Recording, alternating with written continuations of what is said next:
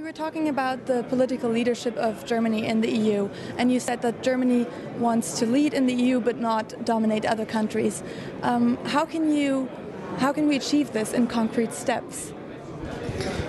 For example, it is crucial and decisive that we integrate not only France in the important decisions but also Poland. The reason why I re-established the so-called Weimar Triangle has a lot to do with the new balance in Europe. After the reunification of Germany, we also had the reunification of Europe. And the Europe in which we are living now is not only West Europe, it is also East Europe. This means that Germany will care about our eastern neighbors, and if you look to the success story of Poland in the last 10-20 years, I think it's obvious that Poland and France, together with Germany, will play a key role. Okay. In our survey, we asked people to say who has the most influence in Europe and in the EU, and probably unsurprisingly, very few people named Ashton or Van Rompuy, but over 60% named Merkel. So, given this, how can we really, from the outside, be perceived as a unified union? I think this poll echoes the situation like it is now. But this does not mean that we should leave it like it is. We should work on treaty change. We should try to open the next European chapter in history. This means more integration, for example. This means that the European politics, for example, the European Parliament, will have more influence.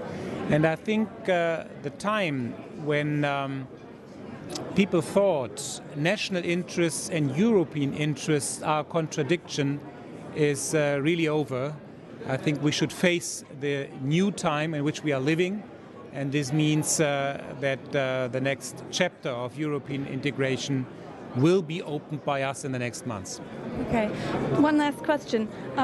74% of our respondents said that the EU as a whole together has a responsibility to intervene in one way or another in humanitarian crises. Do you think this is something that the EU should do as a whole, and what kind of interventions would be useful and effective? The common defense and security policy is a very important point and topic on our agenda, no doubt about this. But when we are discussing interventions, when we are discussing, for example, the responsibility to protect civilians and people, it is always important and decisive to discuss which kind of measures should we take. This means should we choose. This means, for example, diplomatic measures. This means economic sanctions. This means political solutions are very important. The reduction on military issues is, from my point of view, not very wise.